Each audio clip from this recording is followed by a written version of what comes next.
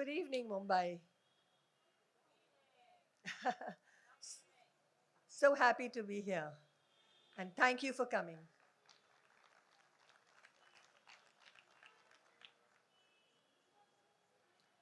It's a pleasure to be here for Sindhi Virasat at the Kala Ghora Arts Festival, India's largest cultural festival in the historic fort area, to speak about a journey that is rooted in culture, memory, and the enduring idea of home. Sindh's history is ancient and layered, stretching from the Indus Valley civilization through centuries of trade, spirituality, literature, and global exchange.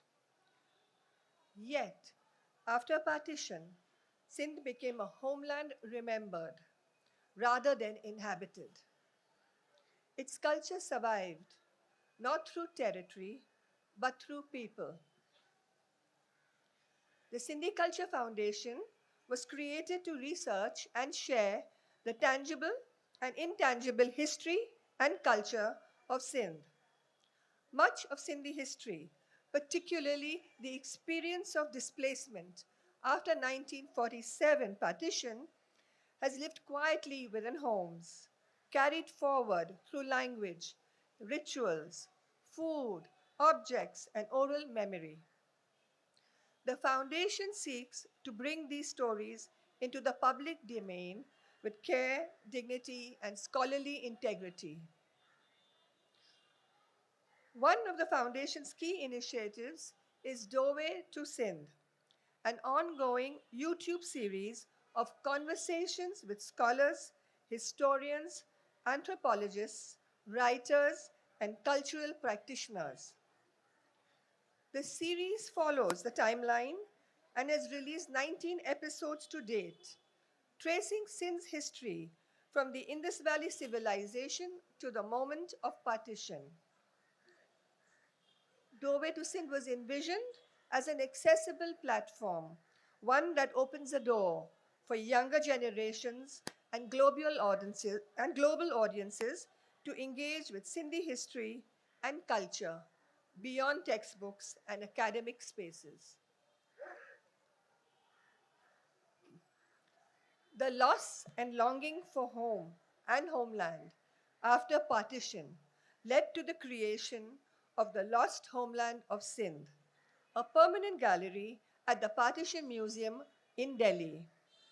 The gallery is experienced through the lens of a Haveli, the traditional home. We now invite you to journey to the Lost Homeland of Sindh. Welcome to the Partition Museum and the gallery dedicated to the lost homeland of Sindh. The Sindhi culture found in the gallery: doors, columns, brackets, balconies, jalis, tiles, and fan lights give us a glimpse of the lost home. The Haveli, homes designed for beauty, climate, privacy, and community, now fading and inaccessible.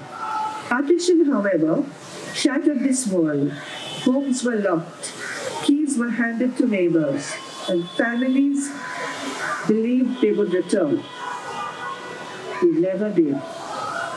Lost is perhaps most starkly revealed in The Claim, a compensation case from 1951, records a five-story Haveli in Chicago.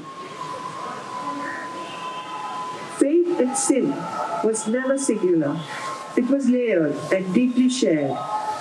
Reverse glass paintings of Hindu deities, Sikh gurus, and Sufi poet saints reveal a culture where Hinduism, Sikhism, and Sufism coexisted. Jhulelal, the river deity, symbolized the shared spiritual world, protector, guide, and unifier. Through a mooring or balcony from Chicago, visitors encounter windows to Sindh, a low-flying visual journey across Sindh today. Personal objects: a gentleman's velvet vanity case from 1906, a wedding sari embroidered in Karachi in 1938, later dyed pink. celebrations interrupted by history. Visitors are invited to touch the soil of Cebu, expressing a longing shared across generations to return once and pay homage to the homeland. Medals awarded to Saint Rai Bahadur Kishinchan Asrani spoke of service to an empire that could not protect his homeland. The colonnaded veranda led to the courtyard, around which daily life in Sindh revolved.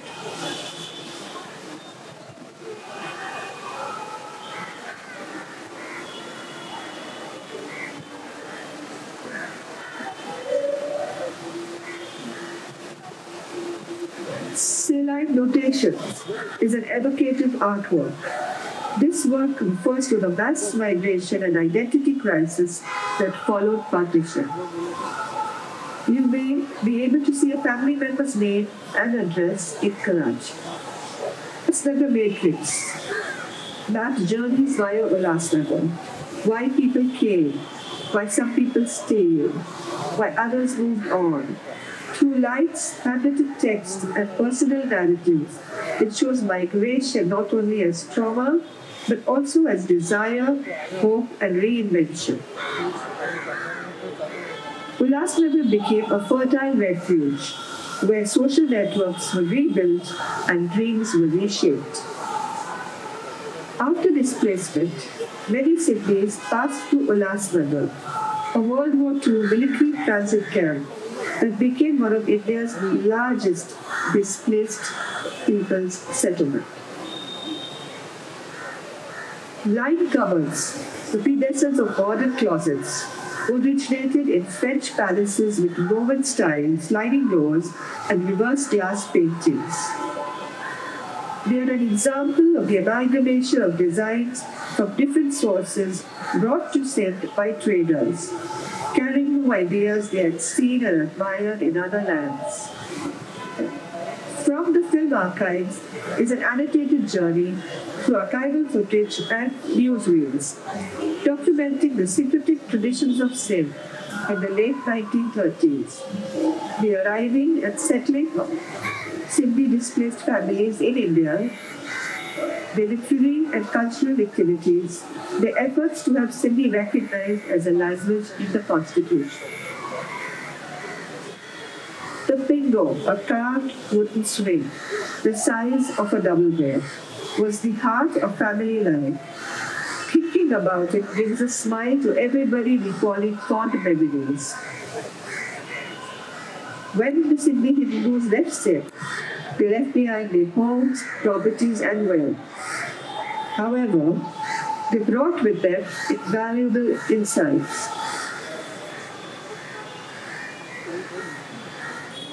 Intangible assets of business, acumen, professional knowledge, and experience of running institutions. These skills, which enabled them to begin again and contributed to society as they had in Sindh before, in their adopted homes now in independent India. This is a story told in the lost homeland of Sindh, a permanent gallery at the Partition Museum, Delhi. A narrative woven through a Haveli filled with objects that speak of home, loss, longing, resilience, and renewal. And yet, our story remains unfinished.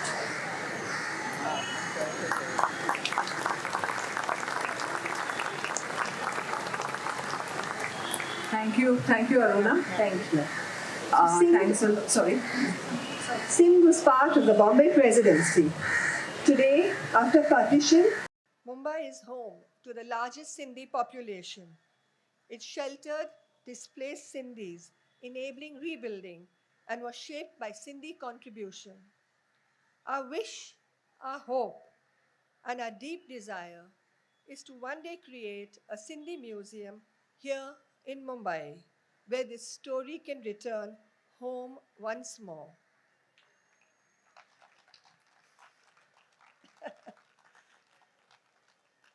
Thank you for listening and for being part of this ongoing conversation about history, heritage, and belonging.